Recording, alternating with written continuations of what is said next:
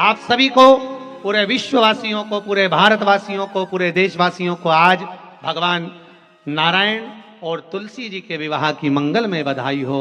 आज का जो तुलसी और शालिग्राम का विवाह है ना, ये आप लोग आज अपने अपने घर में करोगे, ये है ही क्या, केवल प्रेम का ही तो इसमें। जिन बेटा और बेटी का विवाह नहीं हो रहा, आज देव उठनी एकादशी है, बहुत ध्यान देना महाराज। जिन बेटा बेटी का विवाह नहीं हो रहा, 30-30 साल के हो गए, 28 साल, 40 साल, 25 साल के हो गए, विवाह नहीं हो रहा, तो आज बेलपत्री पर दोनों पत्तियों पर लाल चंदन लगाइए और बीच वाली पत्ती पर पीला चंदन लगाइए। जिसका विवाह नहीं हो रहा उसके लिए का है, आज ही करना पड़ेगा बंधु। देव उठनी एकादशी के दिन आज ही का है, बस साल में एक ही बार होता है वो। नीचे की दोनों पत्ती पर लाल चंदन और बीच वाली पत्ती पर पीला चंदन। महाराज पीला चंदन लगाने के बाद में जो लाल चंदन है, उस लाल चंदन से 7 बिंदी पीले चंदन वाली पत्ती पर लगवा दीजिए। जिस लड़का लड़की का विवाह नहीं हो रहा, उससे लाल चंदन की 7 बिंदी लगवा दीजिए और लगवाकर जहां पर अशोक सुंदरी का स्थान है, वहां पर उस बेलपत्री को उसका नाम और गोत्र बोलकर, जिस व्यक्ति का विवाह नहीं हो रहा, नाम और गोत्र बोलकर आज रात्रि के समय पर या आज शाम के समय पर उस बेलपत्र को देव उठनी आज एकादशी के दिन भगवान शंकर की अशोक सुंदरी की जगह पर चढ़ा दो और बाबा से विनती कर लो, बाबा मेरा मंगल विवाह हो, ऐसा निवेदन कर लो। 3 महीने के अंदर विवाह पक्का, भगवान विवाह पक्का करा ही दे। अशोक सुंदरी वाले वो करना आज ही पड़ेगा, देव उठनी एकादशी का।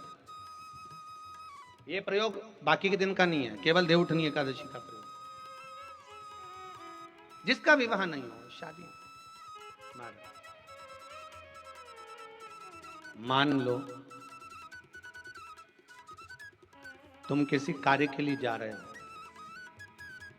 5 बार 6 बार तुम उस कार्य के लिए होकर आ गए, या किसी से अपना पैसा लेना है और तुम उसको पास 50 बार होकर आ गए हो, भैया पैसे कब देगा। या किसी कार्य के लिए जा रहे हो, वो कार्य नहीं हो रहा, 50 बार होकर आ गए, वो काम नहीं हो रहा। शिव महापुराण कहती है लाल चंदन, कौन सा चंदन, लाल चंदन को अच्छा घिसो और घिसकर तैयार कर कर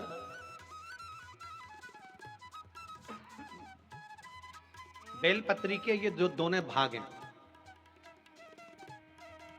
दर्शन हो रहे हैं आप लोगों को।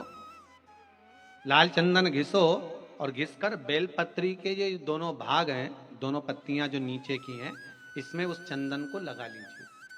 अगर किसी से आपको पैसा लेना है, वो नहीं दे रहा, या कोई काम है या जॉब है या नौकरी है या उसके लिए, या कोई विद्या अध्ययन का कोई कार्य है, कोई स्कूल में पढ़ाई कर रहे हो और वो कार्य नहीं हो रहा, 5 बार 6 बार करके देख लिया नहीं हो रहा, तो ये दोनों पत्तियों पर लाल चंदन लगाओ। लाल चंदन लगाने का मतलब ये नहीं कि जरा सी तुम बिंदी लगा दो, लाल चंदन जो घिसा है उसको पूरी पत्तियों पर अच्छे से फेरना है, उस लाल चंदन को लगा लिया। और महाराज बीच की पत्ती में थोड़ा सा घृत, घृत मतलब गाय का घी, गौ माता के दूध से माखन से निर्मित उस घी को बीच की पत्ती में थोड़ा सा लगा लीजिए। और जो अशोक सुंदरी वाली जगह है, जानते हो ना आप लोग अशोक सुंदरी की जगह, आपको पहले भी कथा में कहा, समझ लीजिए। ये शिवलिंग है, ये जलाधारी पर रखा हुआ है, ये गोल जलाधारी है, यहां से पानी नीचे गिरता है, ठीक है, ऐसे होता ना शिवलिंग। तो शंकर भगवान का पूरा परिवार शिवलिंग के आसपास में होता है। शंकर भगवान के 13 बच्चे हैं। कितने बच्चे हैं शिव जी के? 13 बच्चे, पूरे 13 की 13 बच्चे और धर्म पत्नी शिव जी की शिवलिंग के आसपास में है। जैसे ये जो गोल जलाधारी है, ये माता पार्वती जी का हस्त कमल है। शिवलिंग रखा है, ये शंकर जी का स्वरूप है। जहां से पानी नीचे गिरता है, राइट भाग गणेश जी का स्थान, लेफ्ट भाग 6 कार्तिकेय, षडानंद कार्तिकेय का स्थान। जहां शिवलिंग का जहां पानी जाता है, उसके बीच में एक मोटी सी लाइन होती है, वो शंकर भगवान की सबसे छोटी लड़की जिसका नाम अशोक सुंदरी है, उसका स्थान है। ऊपर से बूंद बूंद पानी जो शिवलिंग पर गिर रहा है, ये शंकर भगवान की 5 लड़कियों का स्थान है, जया, विषहरा, शामली बारी, दौतली और देव। ये शंकर जी की 5 बेटियां हैं जो भगवान शंकर के ऊपर पानी की एक एक बूंद गिराती हैं। तो शिव जी की जो सबसे छोटी लड़की है अशोक सुंदरी, उस अशोक सुंदरी वाली जगह पर इस बेलपत्र को प्रदोष के दिन या सोमवार के दिन आप घी वाली बेलपत्र को अशोक सुंदरी वाली जगह पर रखकर, ये जो चंदन लगी हुई बेलपत्र है इसका मुख ऐसा सीधा की सीधा रखोगे तो गणेश जी की ओर हो जाएगा, षडानंद कार्तिकेय की ओर हो जाएगा। अपनी कामना कर कर जिससे धन लेना है, पैसा लेना है या जो कार्य निकालना है वो नहीं निकल रहा, बहुत प्रयास कर लिया, अदालत में 50 बार हो जाए, काम नहीं हो रहा, तब इस बेलपत्र का प्रयोग करना, बाबा से विनती करना और विनती कर कर वापिस सजाना। केवल 2 प्रदोष या 2 सोमवार कर लीजिए, बाबा आपकी मनोकामना पूर्ण कर देगा। उस बेलपत्र का सुख प्राप्त हो जाएगा। बेलपत्र पर इतना याद रखना, जो चंदन लगा हुआ भाग है वो नीचे होना चाहिए, अशोक सुंदरी की ओर। घृत का भाग अशोक सुंदरी की ओर होना चाहिए, नीचे की ओर, नहीं तो मालूम पड़े तुम ऊपर उल्टा रख दो उसको। बस दोनों में अंतर है घृत का और पीले चंदन का। 7 बिंदी लाल चंदन की जब पीला चंदन लग जाए, 7 बिंदी लाल चंदन की उससे लगवाओ जिसका विवाह करना है, जिसका विवाह नहीं हो रहा उससे लगवाइए, फिर भगवान को समर्पित कर दीजिए। तेरा ही दिया मैंने खाया पिया है, तेरा शुक्रिया, तेरा शुक्रिया है, मुझे भोले बाबा ने बहुत दे दिया है, तेरा शुक्रिया है, तेरा शुक्रिया है। निवेदन करिए श्री, साथ में बोलिए श्री शिवाय नमस्तुभ्यम, श्री शिवाय नमस्तुभ्यम, श्री शिवाय नमस्तुभ्यम। ये शिव महापुराण का मूल मंत्र। जब दुख हो, तकलीफ हो, कष्ट हो, रोग हो, बीमारी हो, जब हो, चातुर्मास के 4 महीने सावन भादो कुंवर कार्तिक, ये 4 महीने चतुर्मास के भगवान विष्णु जब देव सोनी एकादशी पर सोए थे, तब भगवान शंकर के हाथ में सारी फाइल देकर गए थे कि मैं सो रहा हूं, अब तुम्हें ये पूरा कार्य देखना है। 4 महीने अब आपको ही देखना है। भगवान विष्णु ने कह दिया था मैं नहीं देखूंगा, हो आप देखो काम। और भगवान शंकर 4 महीने तक सारा कार्य देखते रहे। पर एक शर्त रखी थी भगवान नारायण ने कि जिस दिन देव उठनी एकादशी पर मैं उठूंगा, मतलब आज जब मैं नेत्र खोलूंगा, जब मैं जागूंगा, किसी का दर्शन मैं पहले नहीं करूंगा। शंकर भगवान बोले अपनी धर्मपत्नी को तो देखोगे, लक्ष्मी जी को, कि मुझे लक्ष्मी को भी नहीं देखना।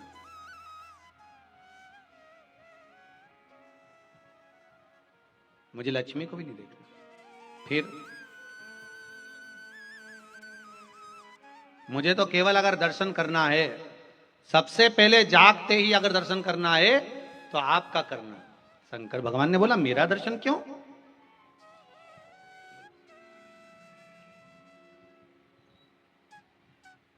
उठते से ही आज मेरा दर्शन क्यों चाहिए? कारण क्या?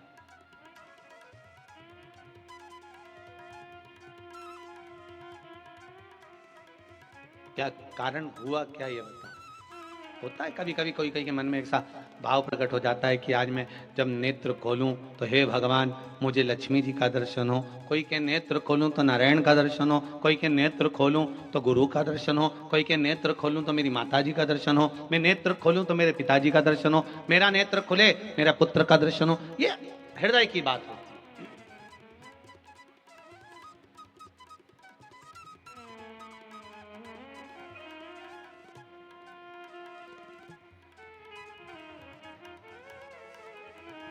ये एक अपने अपने हृदय की बात प्रकट हो जाती है। महाराज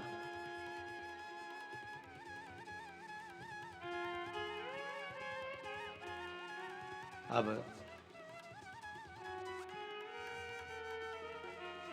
भगवान शिव ने कहा ठीक है, आप जब नेत्र खोलोगे मेरा दर्शन पाओगे।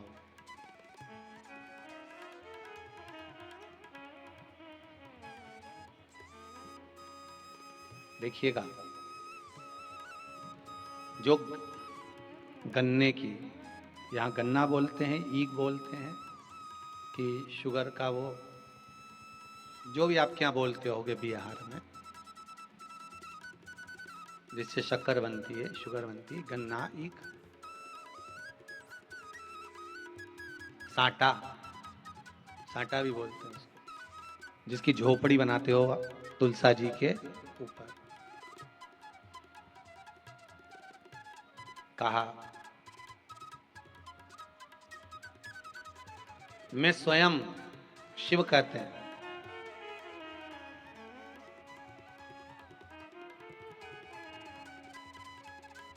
आपका जब नेत्र खुलेगा लक्ष्मी आंवले के रूप में रहेगी,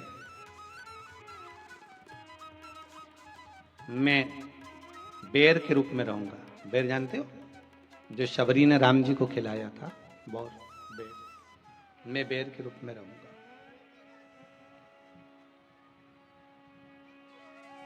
रिद्धि सिद्धि श्री गणपति भाजी के रूप में रहेंगे।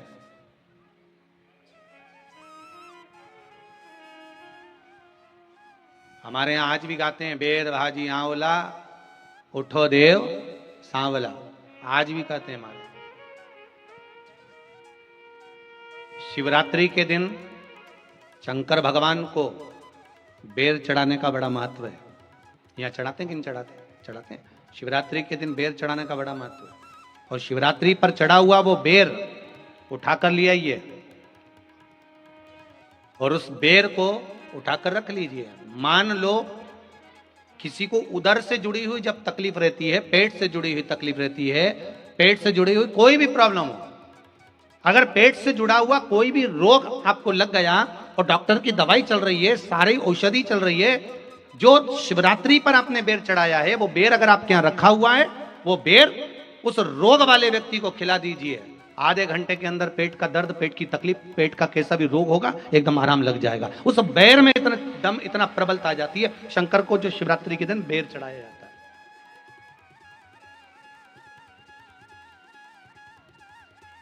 भगवान शिव पर समर्पित हुआ वो बेर का इतना मान महाराज। और जो देवता को उठाने के लिए बोर समर्पित करा जाता है, बेर भाजी आंवला उठो देव सांवरा, उसमें शंकर जी का भाव है, क्योंकि शिव जी का दर्शन भगवान नारायण उठते से ही करना चाहते हैं। सबसे पहले नेत्र खोले और मेरा शिव का दर्शन हुआ। बेर का भाव ही शिव का दर्शन का भाव।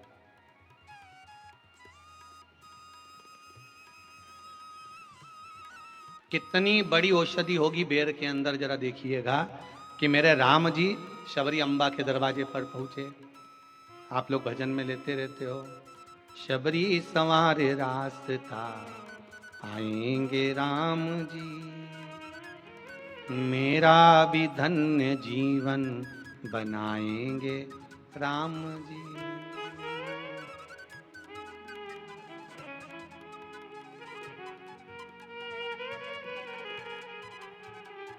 और बागों से चुन चुन के वो लेकर आई बेर की टोकरी। खट्टे हो चाहे मीठे हो पाएंगे राम जी, मेरा भी धन्य जीवन बनाएंगे राम जी।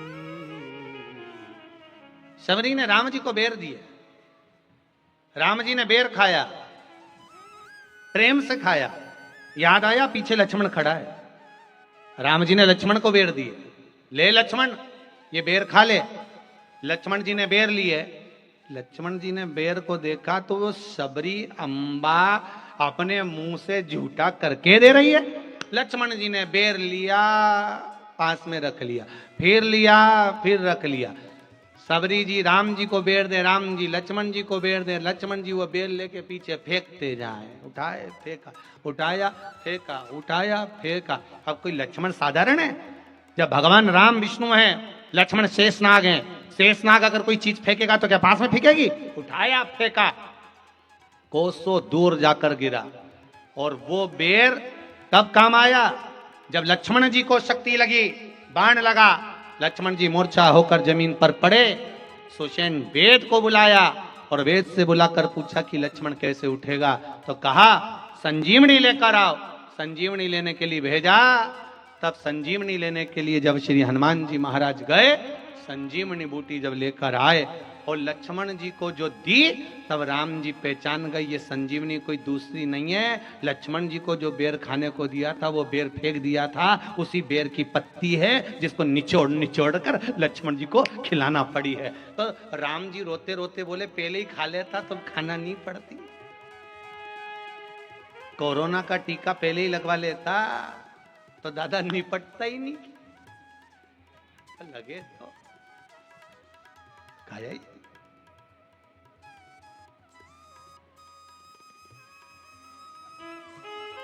यहां तो सीधी सीधी बात है ना। कहा पोलियो की दवाई जन्म लिए बच्चे से लेकर 5 वर्ष तक के बच्चे को पोलियो की दवाई पिलाई जाएगी। पोलियो की दवाई पियो तो हाथ पैर से विकलांग नहीं होगे। बोलो, बोलते कि नहीं बोलते? पियो विकलांग नहीं होगे। जो नहीं पिएगा वह हाथ पैर से विकलांग हो जाएगा। उसी तरह शिव महापुराण की कथा, जिसका जन्म नहीं हुआ, जो माता के गर्भ में है, उससे लेकर जो मर रहा है उस तक के व्यक्ति को सुनाई जाएगी। पोलियो की दवाई नहीं पियोगे, हाथ पैर से विकलांग हो जाओगे। शिव महापुराण नहीं सुनोगे तो काम, लोभ, विषय, आसक्ति से विकलांग हो जाओगे। इसलिए सुनो, ये सुनने का विषय है, इसको श्रवण करना, हमारे जीवन में उतारना। ये मिलेगी, प्राप्त होना बड़ा मुश्किल है। और आज का जो तुलसी और शालिग्राम का विवाह है ना, ये आप लोग आज अपने अपने घर में करोगे, ये है ही क्या? केवल प्रेम का ही तो इसमें।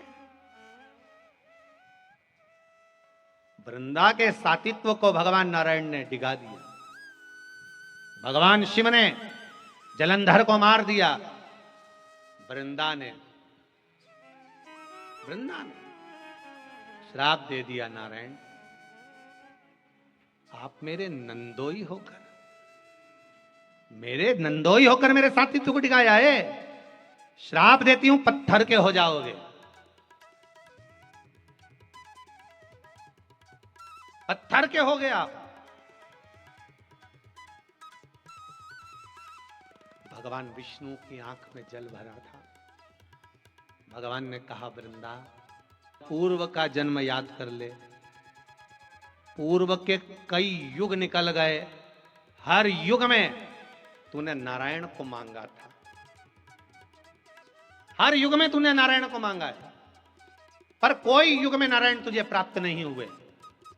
पर वृंदा, अब मौका मिला है। मैं अगर पत्थर बनता हूं तो तू तुलसी का क्यारा बनेगी। और दुनिया की दृष्टि में कुछ भी हो, पर तू मेरे पर समर्पित होगी, क्योंकि हर जन्म में तूने मुझे मांगा, हर जन्म।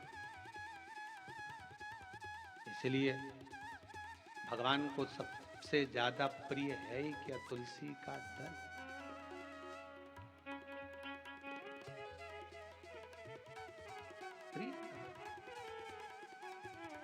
आज एकादशी है, देवउठनी, एक तुलसी जी का पावन भजन आप भी हमारे साथ में भाव के साथ में।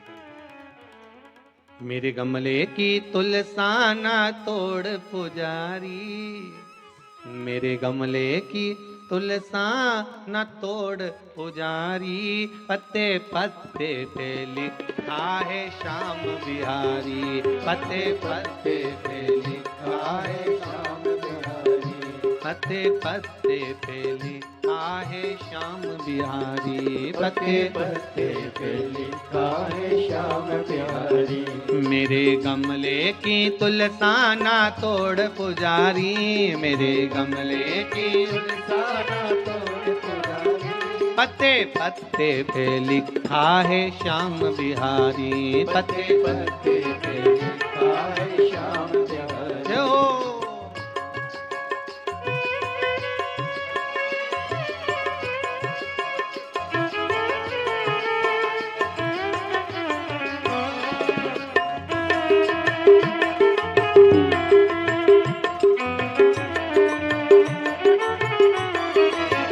हर बोले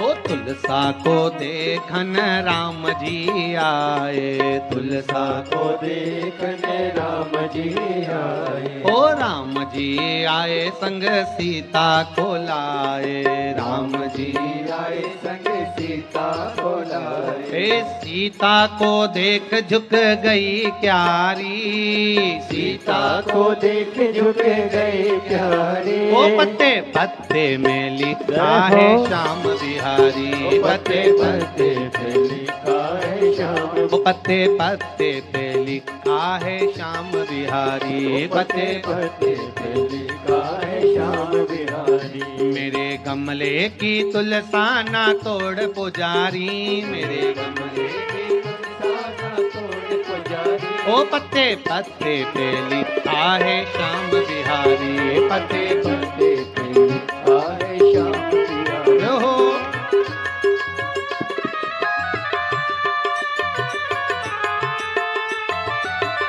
शंभो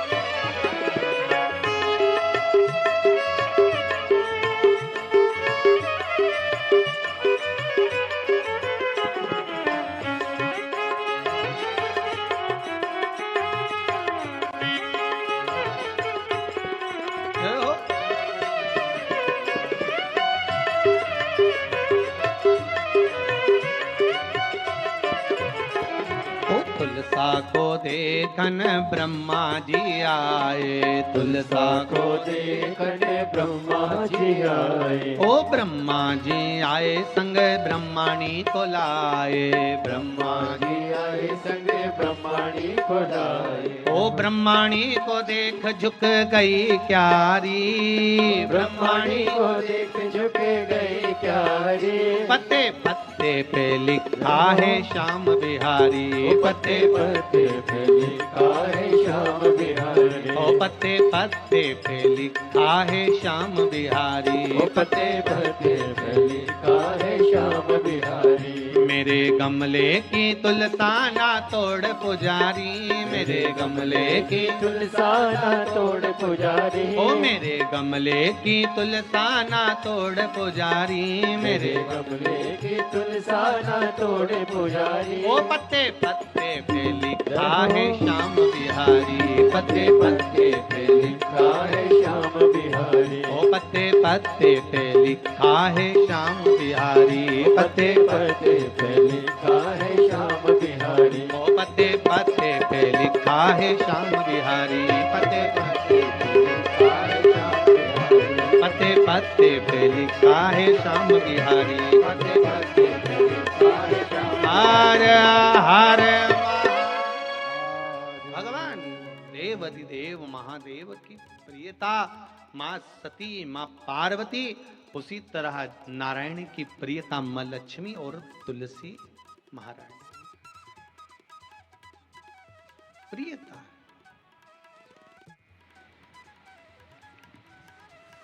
शिव महापुराण की कथा कहती है, एक मुर्दे की भस्म भगवान शंकर पर चढ़ जाती है तो उसकी भी कीमत बढ़ जाती है। चपटी भभूत में है खजाना कुबेर का। एक साधारण सी भस्म है वो तो, और वो भी कोई साधारण नहीं, केवल एक मुर्दे की भस्म है वो तो।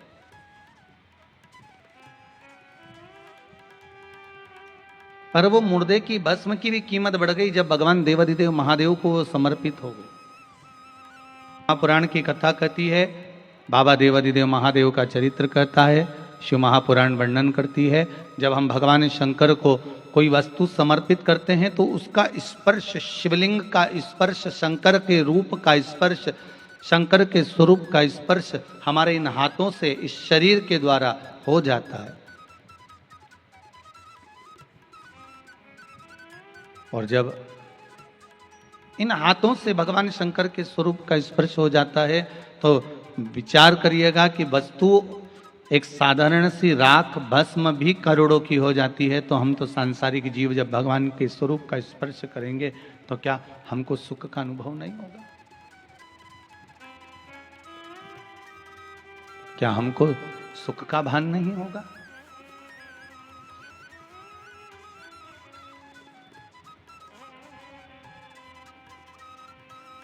तेरी कृपा बिना न हिले एक भी अणु, लेते हैं श्वास तेरी कृपा से तनु तनु। हे गंगाधार मुक्ति द्वार ओमकार तू, आयो शरण तिहारी भोले तार तार तू।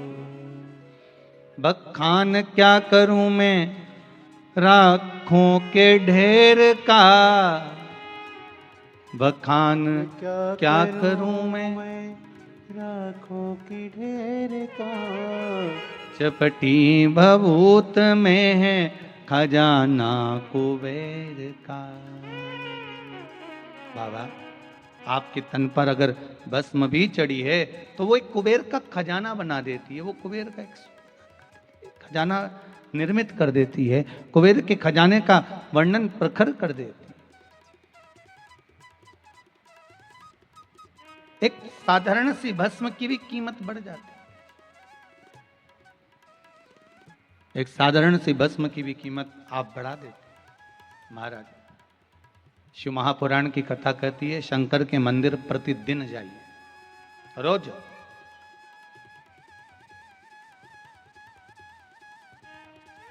एक बालक ने लिखा है, गुरुदेव सभी जगह से हारने के बाद आपके पास आया हूं, मुझे मेरी मंजिल तक पहुंचना है। रतनपुर से हैं कोई बालक, प्रिंस राज जी,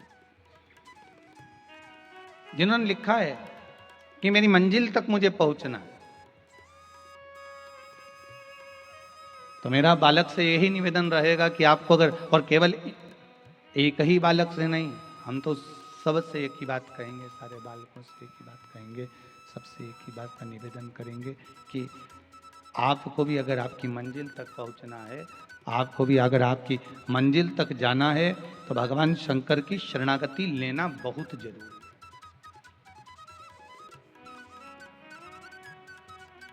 आप भगवान शंकर का भजन करना प्रारंभ कर दो, आप शिव का स्मरण करना प्रारंभ कर दो, आप शिव भक्ति में डूबना प्रारंभ कर दीजिए। आप शंकर की भक्ति में जब डूबना प्रारंभ कर देंगे, अपने आप भगवान शंकर की ओर जब बढ़ जाएंगे तो शिव अपने आप आपका हाथ हस्त कमल पकड़ लेंगे। उसकी शरणागति, आवाज पकड़ रहा है तो, उसकी शरणागति बहुत जरूरी है। और जब तक शरणागति नहीं होगी तब तक मंजिल मिलना भी मुश्किल है हमारा। एक शरणागति के बिंदु पर पहुंच गए, वो कहते हैं ना कि छत्र के नीचे आ गए तो छाया तो हो ही जाएगी, और अगर पानी में शरीर भींग भी गया तो मस्तक तो बच ही जाएगा। भगवान की शरणागति में, भगवान की छत्र छाया में, भगवान के चरणों में जब हम पहुंच जाते हैं तो इतना विश्वास रख कर जाना चाहिए कि मान लो अगर थोड़ी बहुत हवा, थोड़ा बहुत पानी, थोड़ा काम, थोड़ा लोभ, थोड़ी आसक्ति, थोड़ा तृष्णा, थोड़ी वासना हो सकता है इस शरीर से चिपक जाए, पर यह पक्का है कि मस्तक बच सकता है। अर्थात आपका एक भाव, मन भगवान के चरणों में पहुंचने के बाद ये बच सकता है।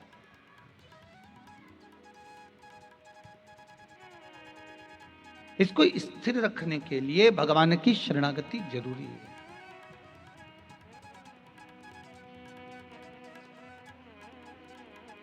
चक्की देखी होगी आपने, जिसमें गेहूं पीसते हो, चना दाल पीसते हो, चक्की।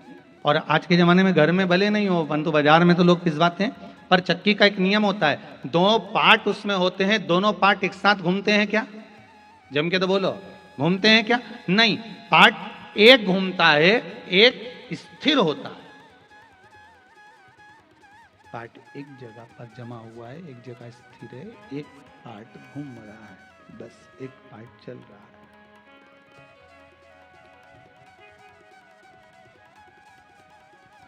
पार्ट दो हैं, पर एक स्थिर है, एक घूम रहा है, बस एक स्थिर रहकर, एक का काम है घूमना, वो घूम रहा है। और अगर दोनों पार्ट घूमने लगे तो गेहूं पिसाएगा? दाना ऐसे कैसे निकल कर बाहर हो जाएगा? चने की दाल पिसाएगी? नहीं, दाना ऐसे कैसे निकल कर बाहर। अगर दोनों पार्ट घूमते रहेंगे तो फिर कुछ पिसाने वाला नहीं है।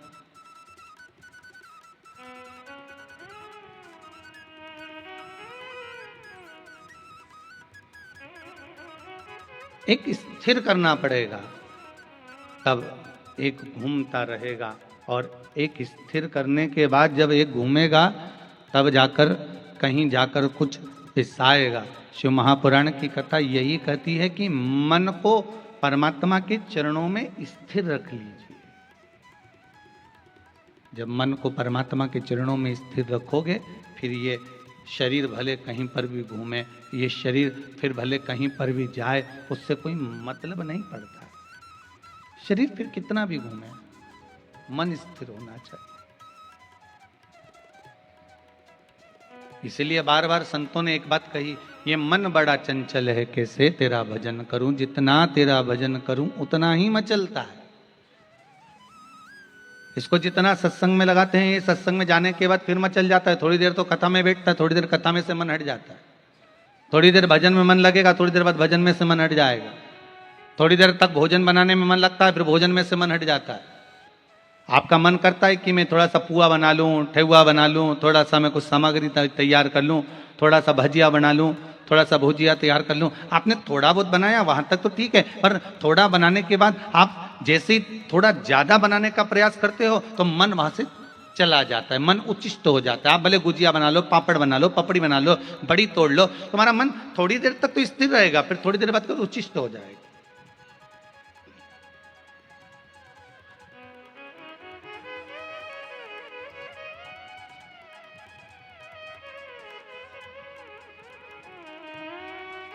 इस मन को आप थोड़ी देर तक तो लगा सकते हो, पर थोड़ी देर के बाद इसकी स्थिरता समाप्त हो जाती है।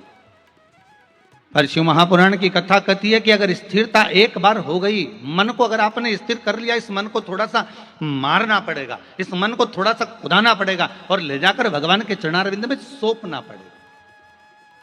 एक राजा के पास में एक बकरा था।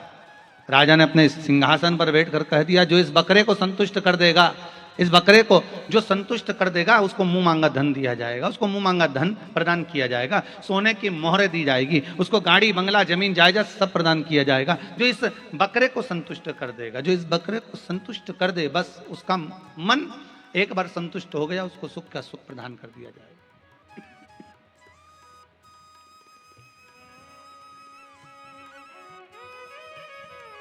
अब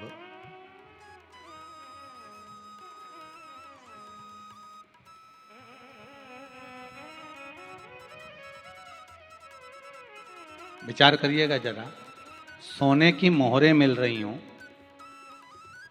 धन वैभव मिल रहा हो, खूब सत्ता मिल रही हो, तो कौन बकरे को संतुष्ट नहीं करेगा? एक व्यक्ति गया, उसने बकरा लिया, महाराज हमको ये बकरा दे दो, हम ले जा रहे हैं। बकरे को खूब खिलाया, खूब खिलाया। बकरे को खिलाने के बाद राजा से जाकर कहा, महाराज हमने इसको संतुष्ट कर दिया, देख लीजिए। राजा ने बकरे को बुलाया, पकड़ा, सैनिक से कहा, ला जरा पत्ते लेकर आ, थोड़े बहुत हरी हरी दूबा लेके आ, पत्ते ला। और जो पत्ते ला कर डाले, बकरा फिर दौड़ कर गया और खाने के लिए तैयार हो गया। राजा ने कहा, ये संतुष्ट नहीं हुआ। दूसरा व्यक्ति बोला, हम लेकर जाएंगे। वो दूसरा लेकर गया और दूसरा व्यक्ति लेकर गया, उसने भी खूब खिलाया, रात दिन खिलाया। खिलाने के बाद भी वो संतुष्ट नहीं हुआ। खिलाने के बाद भी उसकी संतुष्टि नहीं हुई। राजा ने फिर उसको पकड़कर बुलाकर सामने खड़ा करा। थोड़ी देर बाद राजा ने उसको फिर पत्ते वगैरह दिए। पत्ते वगैरह दिए तो फिर उसने खाने आ गया, मतलब वो संतुष्ट नहीं हुआ। निकलते गए दिन, 8 दिन, 10 दिन, 15 दिन निकल गए। अब की बार एक संत ने कहा, महाराज हम इसको लेकर जाएंगे। राजा बोले, तुम संत हो, साधु हो, बकरे को रखोगे? तो क्या हुआ, लाओ हमको दो। संत उस बकरे को ले गए, खूब पेट भर के खिलाया। खिलाने के बाद संत वहां ले जाकर पत्ते डाले, बकरा फिर दौड़ कर खाने आया। संत ने उठाया डंडा, उसके मुंह पे ही दिया धर के। फिर संत ने उधर ले जाके पत्ते डाले, बकरा फिर दौड़ कर आया। संत ने फिर डंडा मारा मुंह पर। फिर संत ने पत्ते डाले, फिर बकरा दौड़ कर आया, फिर डंडा दिया मुंह पर। 25-30 बार संत ने मुंह पर डंडा मारा। थोड़ी देर बाद संत ने फिर पत्ते डाले, बकरा दौड़ कर आया, नहीं खाया। उसको मालूम पड़ गया खाऊंगा और मारेगा, उसने नहीं खाया।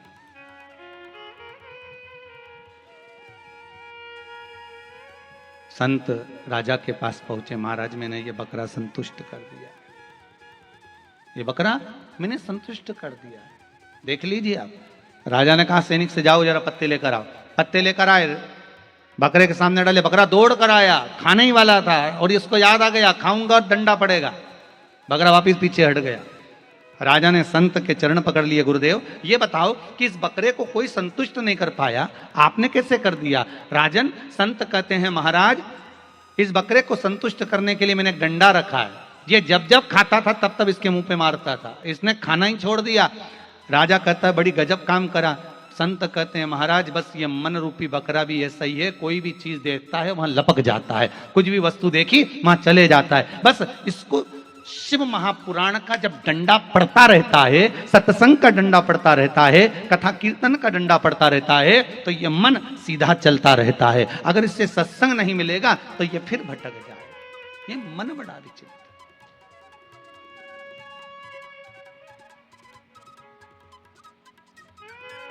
इस मन की बड़ी विचित्रता है महाराज।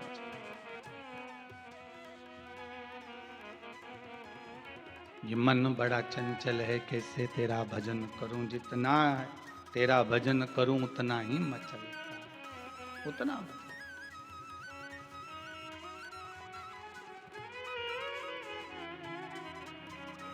भोले तेरे चरणों की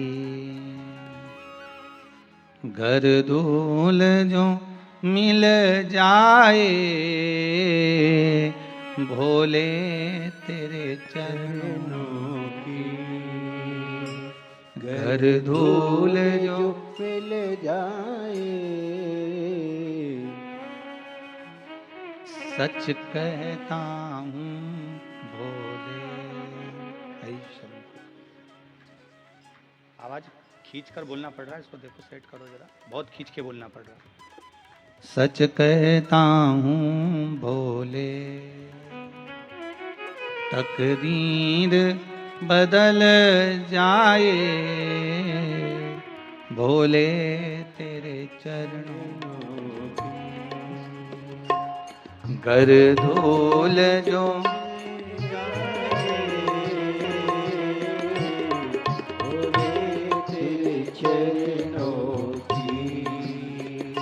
नजरों से गिरा नाना, चाहे कितनी सजा देना,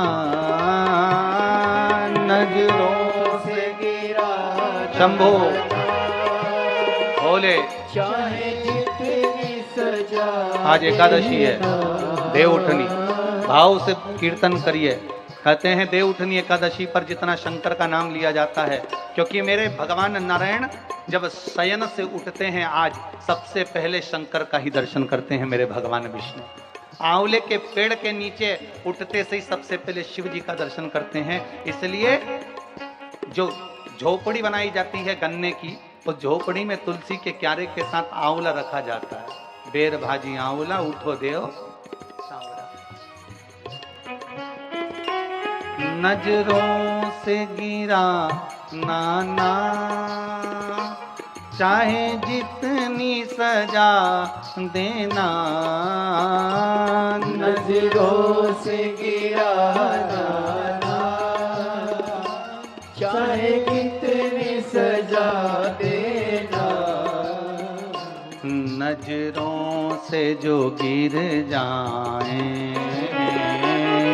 नजरों से जो गिर जाए, मुश्किल है संभल पाना, नजरों से जो गिर जाए। शंभो मुश्किल है संभल पाना, बोले तेरे चरणों की, बोले तेरे चरणों की, कर धूल जो मिल जाए, बोले तेरे चरणों की, शंभो कर दूर जो मिल जाए।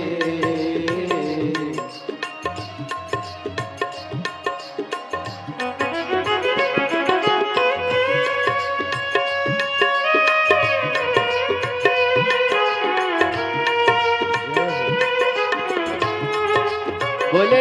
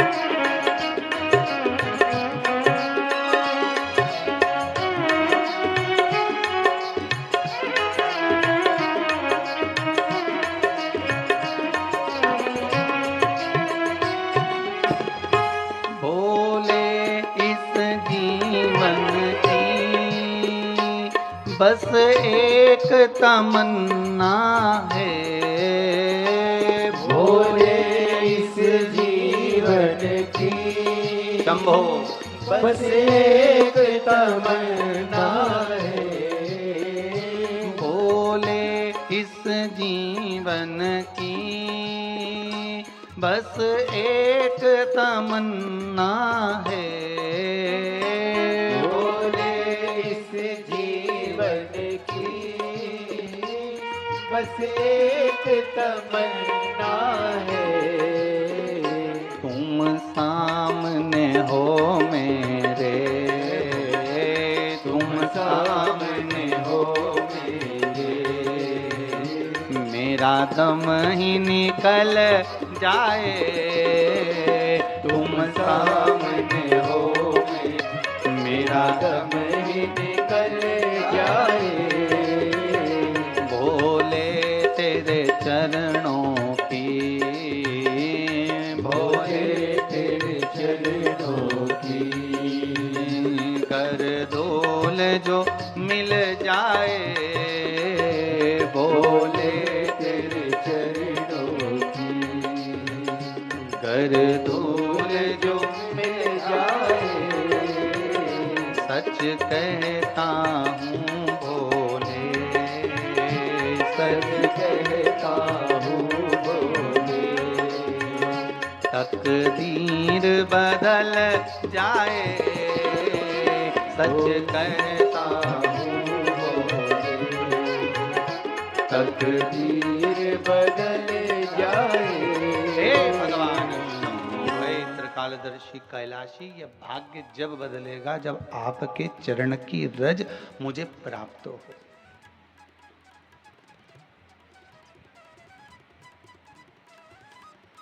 केवल मुर्दे की भस्म भी शिव पर चढ़ी है तो उसकी कीमत बढ़ गई है। आप शंकर के मंदिर की देहली अगर चढ़ गए हो, शिव मंदिर की देहली पर आप चढ़े हो, शंकर की मंदिर में अगर आप प्रवेश करे हो, शंकर की कथा में अगर आप पहुंचे हो, भगवान की भक्ति में अगर आप डूबे हो, तो ये विश्वास मानना कि आपकी भी कीमत बढ़ गई। मक्खी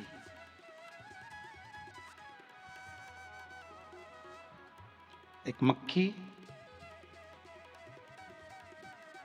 किराने वाले के सामान पर जाके बैठ जाए और तराजू में तुल जाए, किराने के सामान में कोई वजन में अंतर आएगा क्या? अरे बोलो तो जम के, आएगा वजन में अंतर? नहीं।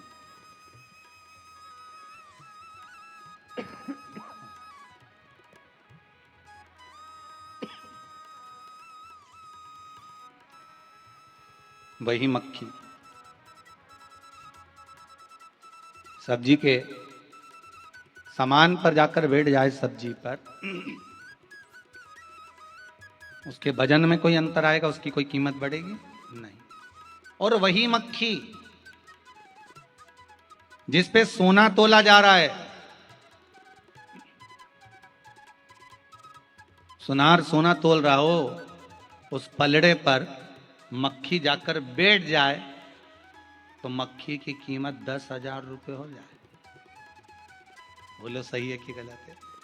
बस वो सोने का तोलने का जो पलड़ा है ना, उस पलड़े पर सोने के सामान के साथ अगर मक्खी बैठ गई तो उसकी कीमत 10,000 रुपये हो गई। बैठते सब्जी में कोई कीमत नहीं बढ़ी है, किराने में कोई कीमत नहीं बढ़ी है, सामान में कोई कीमत नहीं बढ़ी, पर सोने के साथ बैठी इसलिए कीमत बढ़ गई। शिव महापुराण की कथा कहती है मनुष्य की कीमत चौराहे पर बैठने से नहीं बढ़ती, पान की दुकान पर बैठने से नहीं बढ़ती, कहीं गप्पे लगाने से मनुष्य की कीमत नहीं बढ़ती। मनुष्य की कीमत कहां बढ़ती है? जो भगवान की भक्ति में लग गया, सत्संग में बैठ गया, शिव महापुराण में बैठ गया, मंदिर में जाकर बैठ गया, उसकी कीमत बढ़ गई। ये भगवान की अविरल भक्ति में डूबने के कारण उसकी कीमत बढ़ रही है।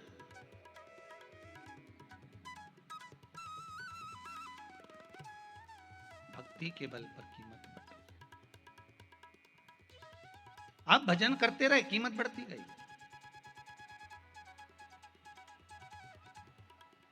आपने स्मरण करा, कीमत बढ़ गई। नाम जाप में आप डूबे, कीमत बढ़ गई। भगवत स्मरण में आप डूबे, कीमत बढ़ गई। जो भगवान की शरणागति में लग गया, भगवान के चरणों में जो रम गया, भगवान के चरणारविंद से जो जाकर लग जाता है, उसकी कीमत बढ़ती चली जाती है, बढ़ती चली। महाराज, मेरा देव अधिदेव महादेव वस्तु की कीमत, और देखो शंकर जी के पास जो सामग्री है ना, वो कोई पैसे की सामग्री नहीं है एक भी। इसलिए शिव कथा कहती है भगवान शंकर को रिझाने के लिए बहुत करोड़ों का धन नहीं चाहिए। भगवान शिव को रिझाने के लिए करोड़ों का धन नहीं चाहिए। शंकर जी को चाहिए क्या? एक लोटा जल, एक कलश जल का ले जाओ भर के, और जल नहीं भी हो तो 3 बार ताली बजा दो, वही बहुत है। ताली भी नहीं बजाओ तो बम बम बोले। इतना भी नहीं कर सको तो शिखर का दर्शन करो और घर वापिस लौट कर आ जाओ।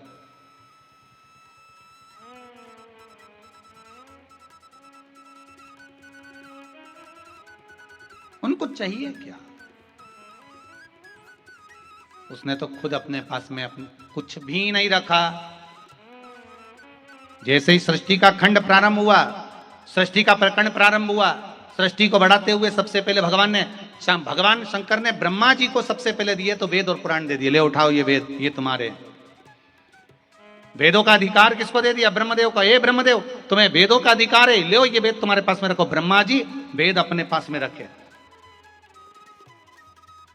शंकर जी के पास कोई वेद और पुराण नहीं है, उनके पास में उन्होंने तो दे दिए, ये तुम्हारे पास में रखिए। महाराज भगवान विष्णु को सुदर्शन चक्र दे दिया, और बचा कुचा था। ख्याति देवी कह रही है लक्ष्मी जी की मां, मैं अपनी बेटी लक्ष्मी का विवाह शंकर जी के साथ करना चाहती हूं। और शंकर भगवान कह रहे मैं आपकी बेटी से विवाह नहीं कर सकता, लक्ष्मी से, लक्ष्मी को नारायण को दे दो, लक्ष्मी को नारायण को दो, मैं इससे विवाह नहीं कर सकता, आप इनको नारायण को दे दीजिए। देखिए ब्रह्मा जी को वेद दे दिए, वेद के अधिकारी बना दिए। भगवान विष्णु को सुदर्शन चक्र दे दिया, सुदर्शन चक्रधारी बना दिया। भगवान विष्णु को लक्ष्मी दे दी, लक्ष्मी नारायण बना दिया। इंद्र आए, इंद्र ने कहा भोलेनाथ हमको, भगवान ने कहा क्या चाहते हो? कहा महाराज जी आपकी कृपा हो जाए, दे दी उन्होंने, ले जाओ। कामधेनु दे दी, कामधेनु इंद्र को दे तो दी, साथ में कह दिया ऐरावत हाथी भी ले जाओ। इतना बोल्ड हाथी, इतना प्रबल हाथी, ऐरावत तक भगवान शंकर ने इंद्र को दे दिया।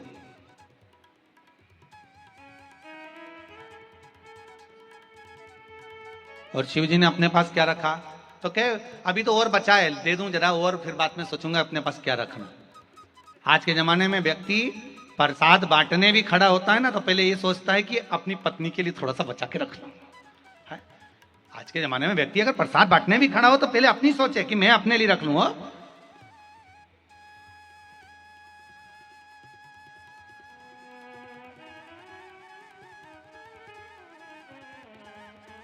शादी ब्याहों में वो बुलौआ बांटते हैं ना, क्या बांटते? बतासे वगैरह, मिठाई, सामान, गिफ्ट शादी में बांटते ना। जब माता पूजन में जाओ या मंडप में जाओ या बुलौआ हो, मायरा हो, जो भी काम हो उसमें शादी में गिफ्ट बांटता है। तो गिफ्ट बांटने वाला भी सोच विचार कर, देखना मेरी लड़की के लिए रख लेना, हो संभाल के रख लेना। मतलब पहले खुद का भला चाहेगा कि खुद के लिए रखते हैं। पर शंकर भगवान ने अपना भला नहीं चाहा। शंकर जी ने तो जो आया सब दे दिया। सामने आया कुबेर, चोर को देखा तो कहा इसके कुबेर बना दो, और चोर को कुबेर बना दिया। चोर को कुबेर। भगवान विष्णु को सुदर्शन चक्र दिया, भगवान विष्णु को लक्ष्मी जी दी, ब्रह्मा जी को वेद दिए, इंद्र को ऐरावत हाथी कामधेनु दे दी, और एक साधारण से व्यक्ति को कुबेर बना दिया। शिव जी से पूछा तुमने अपने पास क्या रखा? शंकर भगवान बोले ये खप्पर रखा है, पानी भर लिया करूंगा, पी लिया करूंगा। एक खप्पर। शिव जी ने अपने पास में क्या रखा है? कुछ नहीं। क्या रखा? कुछ भी नहीं। शंकर जी के पास में कुछ है ही नहीं।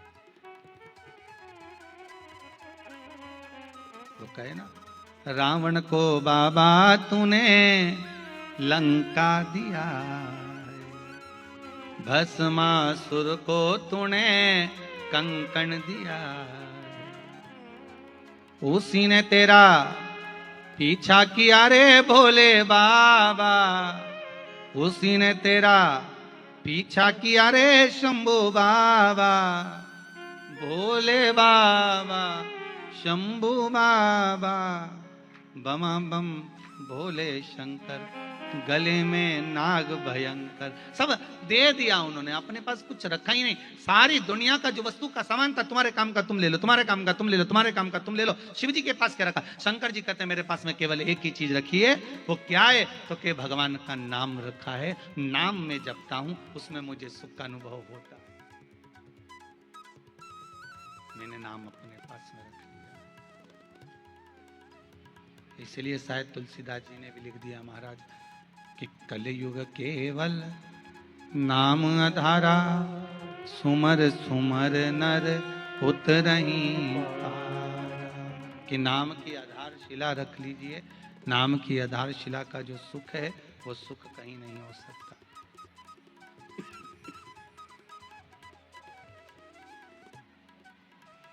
नाम की आधारशिला का सुख।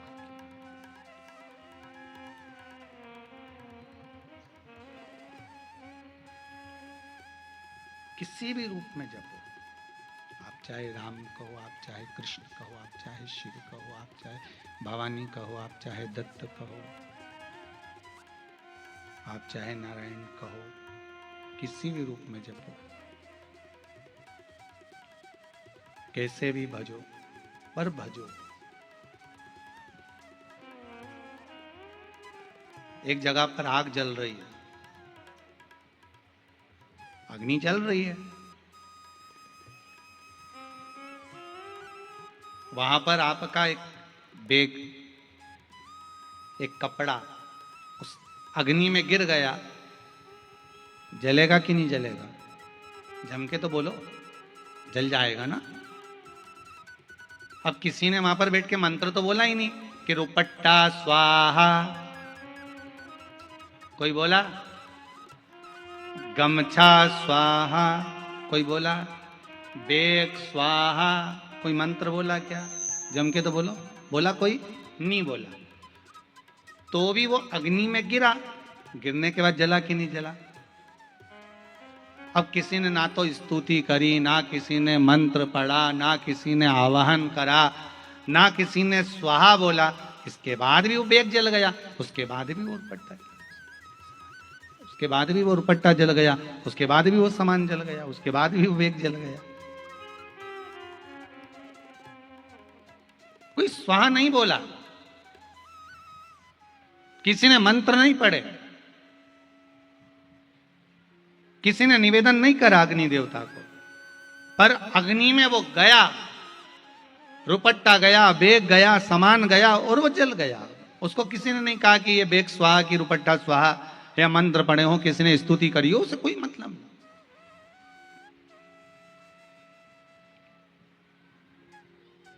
अग्नि का काम है कि उसके अंदर जो आएगा वो जलना ही है। उसी तरह भगवान का नाम चाहे तुम भोजन करते जपो, स्मरण करते जपो, सोते जपो, जागते जपो, खाते जपो, पीते जपो, जाते जपो, आते जपो, भगवान का नाम तुम किसी भी रूप में जपते रहो। ये तो अग्नि है, भगवान का नाम किसी भी रूप में जपते रहोगे, ये पक्का है कि तुम्हारा पाप जलकर भस्म हो ही जाएगा। तुम कैसे भी उसको जपो, किसी भी तरह से जपो।